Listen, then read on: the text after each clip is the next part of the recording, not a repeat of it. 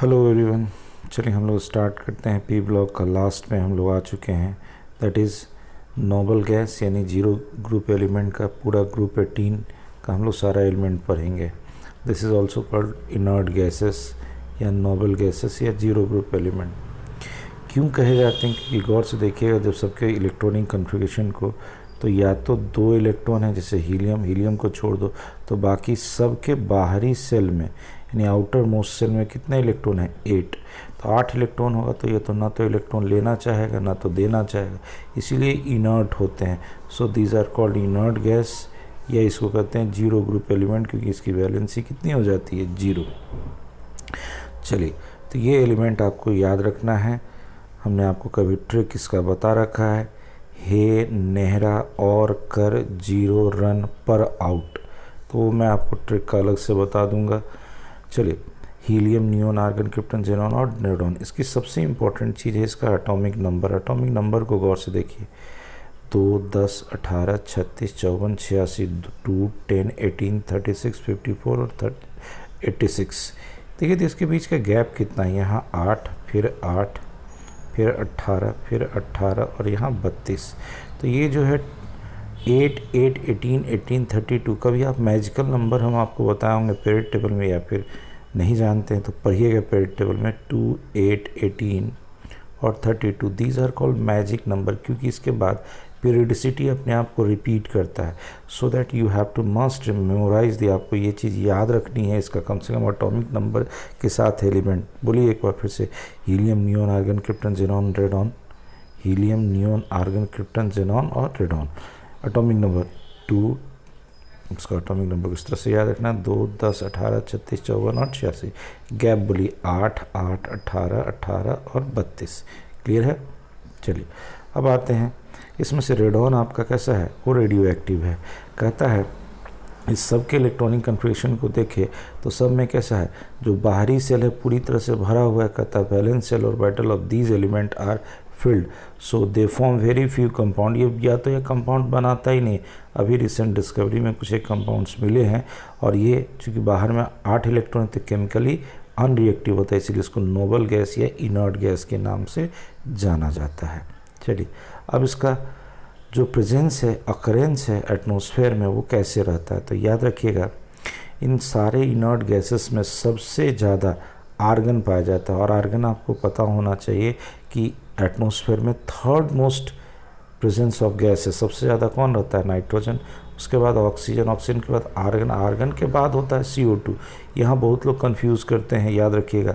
सबसे पहले ये होता है आपका 78%, ये 21%, ये याद रखिएगा 0.93%, और CO2 मेरा होता है 0.03%। तो ये कंपोजिशन एक बार थोड़ा सा दिमाग में रखिएगा कि argon third most abundant gases है इन एटमॉस्फेयर। उसके बाद आपका ये जो हीलियम है, ये नेचुरल गैस का कंपोनेंट है। नियोन, आर्गन और हीलियम ये जो होता है ये मिनरल के फॉर्म में पाया जाता है, रेडियो एक्टिव ओरिजिन्स का होता है। अब कहता है ये जो रेडॉन जो है, रेडॉन और जेनॉन, ये सब रेयरेस्ट मतलब बिल्कुल कम पाए जाते हैं, और सबसे ज़्यादा कौन? आर्गन पाए जाते हैं। वो भी ये जो रेडॉन है, ये जो है ये रेडियो एक्टिव प्रोडक्ट है किसका? रेडियम का, डिकेइंग प्रोडक्ट ऑफ रेडियम, तो वो हम लोग देखेंगे। चलिए, कहता है all noble gases occurs in atmosphere except radon. क्यों? क्योंकि रेडॉन कैसा था? रेडियो एक्टिव प्रोडक्ट था किसका? रेडियम का। कैसे बनता है? गौर से देखिए, रेडियम यहाँ पे एटॉमिक नंबर 88, एटॉमिक मास 226। देखो एक हीलियम निकाल दो, हीलियम आगे चल के पढ़ेंगे, doubly charge helium ion is equivalent to alpha particle, या फिर आप बोर्स थ्योरी में भी पढ़े होंगे। तो गौर से देखिए, यहाँ इसका एटॉमिक नंबर 2 है, चूँकि चार्ज 2 है तो ये यहाँ से 2 निकाल दिया, कितना बचा? 86। इसका मास 4 है तो यहाँ से 4 निकाल दिया, कितना बचा? 222। तो ये क्या बन गया? रेडॉन। सो जब रेडियम अल्फा पार्टिकल का इमिशन करता है तो किस में बदल जाता है? रेडियम में। किस में बदल जाता है? रेडियम में। So radon is a decaying product of radium. चलिए, नेचुरल गैसेस की जब बात होती है तो ये चूँकि आ गया था नेचुरल गैस में हीलियम, तो मैंने थोड़ा सा यहाँ पर लिख दिया। नेचुरल गैस की बात याद रखिएगा, तो देखिए सोचा मैं थोड़ा सा इस पर डिस्कस कर दूँ। देखिए जो भी हाइड्रोकार्बन गैसेस हैं, जैसे हाइड्रोकार्बन जैसे मीथेन, इथेन, प्रोपेन, ये सब all are called natural gases, all are called natural gases, जो कि पेट्रोलियम प्रोडक्ट जो अर्थ के नीचे में, जो अर्थ के निचली बेल्ट में, जो सी बेल्ट के नीचे जो पाए जाते हैं, उसके ऊपर जो गैसेस बनता है that is called natural gas. Natural gas से कंफ्यूज नहीं कीजिएगा कि जो हमारा ऑक्सीजन है, nitrogen, these are called natural gas. No, natural gas is the product which is formed by the hydrocarbon gases. तो याद रखिएगा, जैसे मीथेन है, कितने परसेंट होते हैं? 70 to 90% तक मेनली मीथेन ही होता है। उसके बाद जैसे इथेन है, प्रोपेन है, इसके अलावा CO2, N2, H2S और हीलियम, इसीलिए हीलियम को हमने नेचुरल गैस में रखा था। चलिए अब इस नोबल गैसेस का इलेक्ट्रॉनिक कन्फिग्रेशन देखेंगे तो क्या मिलेगा? NH2 NP6, लेकिन किसको छोड़ के, किसको छोड़ के? आपको हीलियम को छोड़ के बाकी सबका जो इलेक्ट्रॉनिक कन्फिग्रेशन होगा वो क्या मिलेगा हमें? NH2 NP6 एक्सेप्ट हीलियम, क्योंकि हीलियम का एटॉमिक नंबर ही 2 है। इसकी प्रॉपर्टी ऐसी होती है जिसके कारण इसको इनर्ट गैस के साथ नोबल गैस में रखा गया, लेकिन बाकी सबका कैसा है? NH2 NP6। चलिए अब कहता है एनर्जी एंथैल्पी। हमें पता है कि एनर्जी एंथैल्पी और साइज़ में कैसा रिलेशन होता है? इन्वर्स का। तो जब हम ऊपर से नीचे आते हैं तो साइज़ बढ़ेगा, तो कहता है साइज़ बढ़ेगा यानी कि अर्नेस्ट एनर्जी क्या होगा? घटेगा। जब हम ऊपर से नीचे आएंगे तो साइज़ चूँकि बढ़ता है तो अर्नेस्ट एनर्जी घटेगा। लेकिन जब एक का अर्नेस्ट एनर्जी देखोगे उसके अपने पीरियड में, तो ये बहुत ही ज़्यादा होता है। क्यों ज़्यादा होता है? क्योंकि इसमें स्टेबल कन्फिग्रेशन होता है। जैसे हीलियम को कंपेयर करोगे हाइड्रोजन से, या नियोन को कंपेयर करोगे फ्लोरीन से, ऐसे ही आर्गन को कंपेयर करोगे आप जस्ट उसके बगल वाला क्लोरीन से, तो इसका अर्नेस्ट एनर्जी बहुत ज़्यादा होता है। क्यों ज़्यादा होता है? क्योंकि ये स्टेबल इलेक्ट्रॉनिक कन्फिग्रेशन में रहता है, जल्दी इलेक्ट्रॉन देना नहीं चाहता है। चलिए ये सब सिंपल रिलेशन है। हम जब ऊपर से नीचे आते हैं तो साइज़ बढ़ता है। क्यों? क्योंकि नंबर ऑफ सेल इंक्रीज़ करता है। इलेक्ट्रॉन गेन एंथैल्पी, ये बड़ा इंटरेस्टिंग चीज़ है। इलेक्ट्रॉन गेन एंथैल्पी, आपको पता है कि जब हम किसी भी एटम को जब बाहर से एक इलेक्ट्रॉन जोड़ते हैं उसमें जितना एनर्जी निकलता है उसे हम क्या कहते हैं? Electron gain enthalpy. एक बात बताओ, ये तो पहले से इसके बाहर में कितना इलेक्ट्रॉन है? 8। न तो ये देना चाहेगा ना तो लेना चाहेगा। फिर भी अगर तुम इसको इलेक्ट्रॉन देना चाहोगे तो ये क्या करेगा? यहाँ पे ये एनर्जी रिलीज़ नहीं करता, इसको इलेक्ट्रॉन देने के लिए भी एनर्जी की ज़रूरत पड़ती है। तो ये कैसा हो जाता है? इंडोथर्मिक। यही याद रखना है। क्यों? क्योंकि ये पहले से क्या था? स्टेबल। चलिए स्टेटमेंट को पढ़िए। कहता है there is no tendency to accept electron due to stable configuration, stable electronic configuration, therefore have large positive value of electron gain enthalpy. Delta H का वैल्यू कैसा होता है? पॉजिटिव और इंडोथर्मिक। पता नहीं कितनी बार ये क्वेश्चन पूछा जा चुका है कि नोबल गैस एलिमेंट का इलेक्ट्रॉन गेन एंथैल्पी कैसा होता है। तो कैसा होता है पहले याद रखिएगा, ये इंडोथर्मिक होता है। क्यों होता है? क्योंकि ये स्टेबल के इलेक्ट्रॉनिक कन्फिग्रेशन में रहता है, इसमें इलेक्ट्रॉन टेंडेंसी लेने की टेंडेंसी नहीं होती है। फिर भी हम इलेक्ट्रॉन देना चाहेंगे तो ये प्रोसेस कैसा हो जाएगा? इंडोथर्मिक। चलिए नेक्स्ट बढ़ते हैं। अब आते हैं फिजिकल प्रॉपर्टीज़। तो याद रखिएगा जितना भी noble gases all are gases and monoatomic. बोलिए मोनोएटॉमिक क्यों? क्योंकि ये बॉन्ड अपने में नहीं बनाता, ये कभी भी डाइमर के फॉर्म में नहीं रहता। तो कहोगे कि सर होता क्या कि ढेर सारा हीलियम एक जगह हो जाएगा, रह सकता है लेकिन कहीं भी बॉन्ड नहीं बनाएगा। तो ये कौन सा फोर्स इस पर काम करता है? तो वैन डर वाल्स का भी सबसे वीकेस्ट फोर्स शायद आपने पढ़ा होगा, डिस्पर्सन फोर्स या लंदन फोर्स, वही यहाँ पे काम करता है। तो कहता है inter atomic interaction is only weak dispersive force. तो ये फिर स्टार लगा हुआ है। यही है क्वेश्चन कि मोनोएटॉमिक क्यों होता है। तो मोनोएटॉमिक क्यों होता है पहले बताइए। इसका मोनोएटॉमिक है, कोई फोर्स काम नहीं कर रहा है। कौन सा फोर्स है? सबसे कमज़ोर है डिस्पर्शन फोर्स या लंदन फोर्स है, इंटर एटॉमिक जो इंट्रैक्शन है। इसके कारण इसका बॉइलिंग पॉइंट, मेल्टिंग पॉइंट बहुत ही कम होता है। इवन तो अभी तक जो हीलियम का पाया गया सबसे कम लोएस्ट बॉइलिंग पॉइंट हीलियम का पाया गया कितना? 4.2 केल्विन। ये याद रखेंगे सब लोग। क्यों हुआ? फिर से बोलो। बाहर में इसका ऑक्टेट पूरा है या डबलेट पूरा है, तो क्या होगा कि चूंकि ये किसी से बॉन्ड नहीं बनाएगा, फिर भी अगर एक साथ रहना चाहेगा तो सबसे वीकेस्ट फोर्स कौन काम करता है? डिस्पर्सन फोर्स, या इसी को कहते हैं लंदन फोर्स। ये सबसे weakest van der Waals force का टाइप्स है। और इसके कारण क्या होता है? इसकी मेल्टिंग पॉइंट, बॉइलिंग पॉइंट कम हो जाती है। और बॉइलिंग पॉइंट जो पाया गया है हीलियम का कितना? 4.2 केल्विन। आगे आते हैं। कहता है हीलियम में एक अनयूजुअल प्रॉपर्टी होती है कि वो डिफ्यूज़ कर जाता है कुछ एक मटेरियल से, जैसे रबर, ग्लास और प्लास्टिक से इधर से उधर वो डिफ्यूज़ कर सकता है। ये हीलियम की एक बड़ी अनयूजुअल सी प्रॉपर्टी है। चलिए आगे बढ़ते हैं। इसकी फर्दर प्रॉपर्टीज़ में आते हैं, हम केमिकल प्रॉपर्टीज़ में आते हैं। अब कहता है अभी अभी आपने पढ़ा कि चूँकि इसका बाहर में ऑक्टेट पूरा था, तो कहता है सबसे पहले inertness of noble gas to chemical reactivity. Chemical reactivity में इनर्टनेस शो करता है। क्यों? तो पहला चीज़ तो एकदम याद रखना है कि इसमें जो बाहरी सेल होता है वो कैसा होता है, कम्प्लीटली फिल्ड होता है। दूसरा होता है इसमें हाई आयनाइजेशन एंथैल्पी होती है और इसमें पॉजिटिव इलेक्ट्रॉन गेन एंथैल्पी होता है। फिर से बोलिएगा, बाहरी सेल भरा हुआ है, इलेक्ट्रॉन निकालने जाइएगा तो ना तो निकालने देगा और ना तो लेने देगा। तो जब देना चाहोगे तो इलेक्ट्रॉन गेन एंथैल्पी कैसा हो गया, पॉजिटिव, और जब निकालने जाओगे तो एनर्जी भी ज़्यादा लगेगा। यही कारण कि ये कैसा होता है, इनर्ट, ये कोई भी रिएक्टिविटी को शो नहीं करता है। अब आते हैं इसकी डिस्कवरी, इसके कंपाउंड की डिस्कवरी पे। एक साइंटिस्ट थे नील बार्टलेट, देखो बहुत इधर का काम है, बहुत पुराना काम नहीं, 1962। इन्होंने क्या किया, इन्होंने एक कंपाउंड बनाया, लाल रेड कलर का कंपाउंड था, O2 PTF6। तो यहाँ पे चार्ज देखोगे इस कंपाउंड पे, इस कॉम्प्लेक्स वाले हिस्से पे माइनस है और यहाँ प्लस है।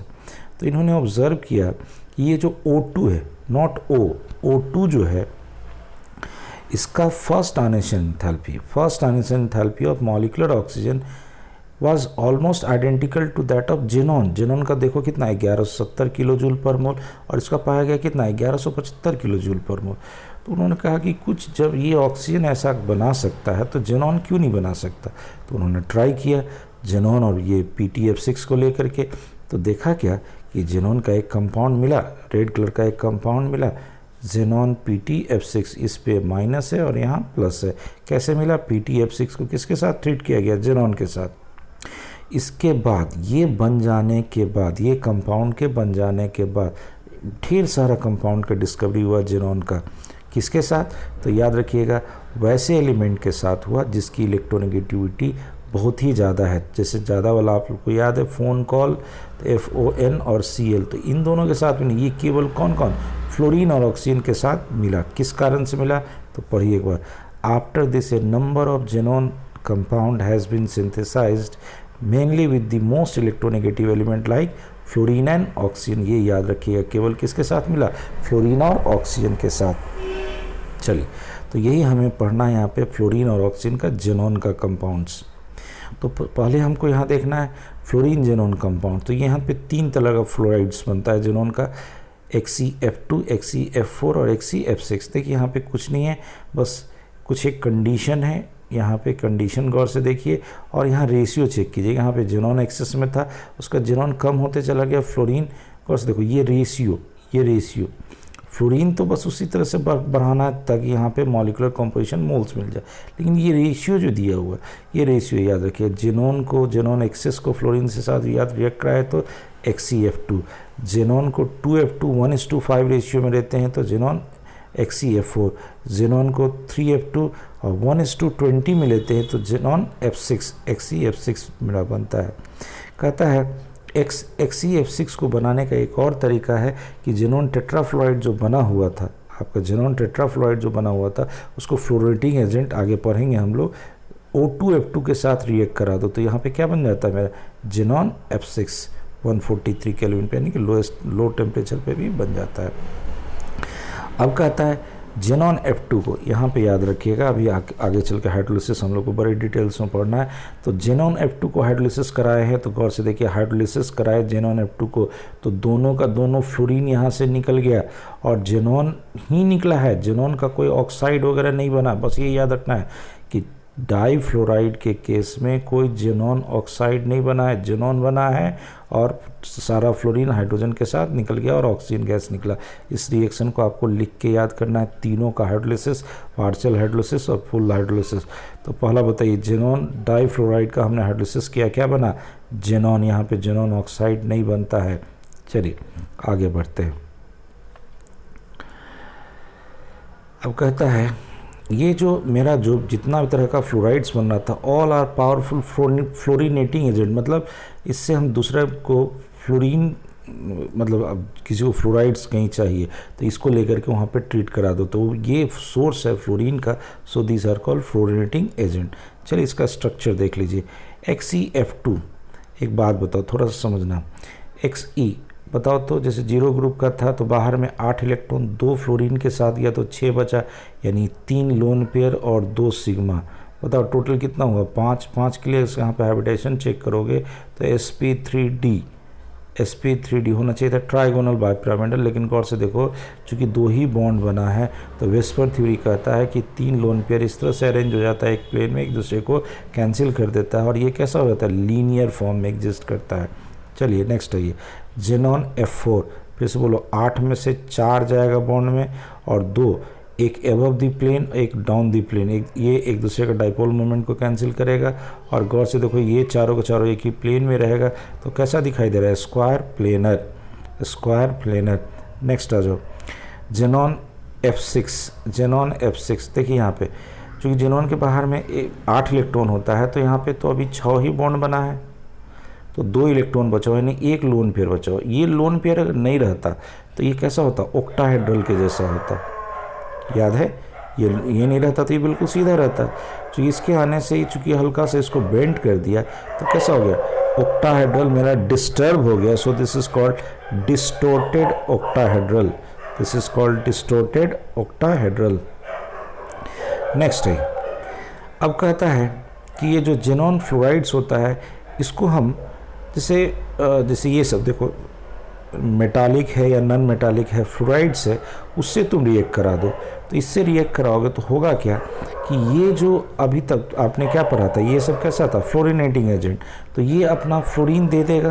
तो गौर से देखो तो ये जैसे ही फ्लोरीन देगा यहाँ प्लस, लेकिन जब मेटालिक फ्लोराइड, कौन सा मेटालिक, एक्टिव मेटल, जैसे एक्टिव मेटल कौन कौन होता है, जैसे ग्रुप 1 वाला मान लो, ग्रुप 1 ग्रुप 2, तो जैसे सोडियम है, पोटासियम है, सीजियम है, तो ये केवल ये वाला अपना फ्लोरीन दे देता है, बाकी सब में ये फ्लोरीनेटिंग एजेंट बन रहा है। कहने का मतलब समझो, एक बार पढ़ते हैं स्टेटमेंट, कहता है xenon fluorides reacts with fluoride ion acceptor to form cationic species. गौर से देखिए यहाँ से फ्लोरीन ले लिया और क्या बन गया, ये दिया है, ये वाला दिया है, क्योंकि ये दोनों फ्लोरेटिंग एजेंट की तरह बिहेव कर रहा है और कैसा बन गया, कटायनिक स्पीसीज। एंड फ्लोराइड्स ये F देगा तो F माइनस के तौर पे यहाँ जाके जुड़ा, and to form fluoro anions, मतलब ये यहाँ पे ये सब जो बना ये फ्लोरो अनायंस। यहाँ पे क्या हुआ, गौर से देखिए, ये यहाँ पे एक्चुअल में ये कॉम्प्लेक्स बन गया है, ये कॉम्प्लेक्स बन गया जिसमें ये जो मेटल है ये बाहर है, ये भी मेटल यहाँ पे ये मेटल अपना फ्लोरीन दे करके एक कॉम्प्लेक्स बना लिया और अभी भी फ्लोरो अनायंस ही बना है। कहने का मतलब क्या है कि हमेशा याद रखेंगे कि ये तीनों का तीनों फ्लोरेटिंग एजेंट की तरह यूज़ होता है, बस इतना ही दिमाग में रखना है। और इक्वेशन लिखिए क्योंकि वो आपको हम पढ़ा रहे हैं, आप सुन लीजिएगा, इससे कुछ नहीं होने को, जब तक आप उसको पढ़िएगा नहीं कुछ होने को नहीं है, खुद से लिखिएगा नहीं एक बार, कुछ नहीं होने को है। तो काइंडली आप लोग से रिक्वेस्ट है NCERT सामने रखिए, तब आपको लगेगा कि हमें कितना पढ़ना है वो साफ साफ दिखाई देगा।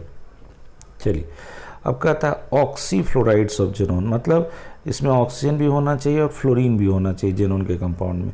तो ये कैसे बनता है, तो अब है पार्शियल हाइड्रोलिसिस ऑफ XeF6। अभी तक हमने हाइड्रोलिसिस किसका कराया था, हमने कराया था हाइड्रोलिसिस XeF2 का। अब आते हैं हम लोग पार्शियल हाइड्रोलिसिस, कंप्लीट हाइड्रोलिसिस होना चाहिए, कहीं एक पेज छूट गया क्या, सॉरी यहाँ देखिए, सॉरी जेनॉन ऑक्सीजन कंपाउंड। अभी हमने पढ़ा था हाइड्रोलिसिस किसका, XeF2 का। अब पढ़िए हाइड्रोलिसिस किसका, XeF4 XeF6 का। अब यहाँ देखिएगा, जब भी XeF4 और XeF6 का हम हाइड्रोलिसिस कराएंगे तो गौर से देखो दोनों जगह जेनॉन ऑक्साइड XeO3 बन रहा है। तो याद कीजिएगा फिर से, XeF2 का हम हाइड्रोलिसिस कराए थे तो केवल जेनॉन बना था, जेनॉन ऑक्साइड नहीं बना था। लेकिन जब XeF4 XeF6 का कराए तो जेनॉन ट्राईऑक्साइड बना है मेरा। देखिए यही सब छोटा छोटा चीज़ पढ़ते वक्त नहीं समझ में आता है, कोई अगर आपको एक बार दो बार बता दे, सुन लो, तो कोई याद हो जाता है। फिर से बोलो, डाईफ्लोराइड का हाइड्रोलिसिस में क्या बना था? केवल जेनॉन, वहाँ पे जेनॉन ऑक्साइड नहीं बना था। लेकिन टेट्राफ्लोराइड और हेक्साफ्लोराइड का जब हाइड्रोलिसिस कराते हैं तो क्या बनाना है? Xenon trioxide. बस एक बार रिएक्शन लिख जाओ, याद हो जाएगा। जेनॉन ये जो ट्राईऑक्साइड है इसका स्ट्रक्चर देख लो। बोलो जेनॉन के बाहर में कितना इलेक्ट्रॉन?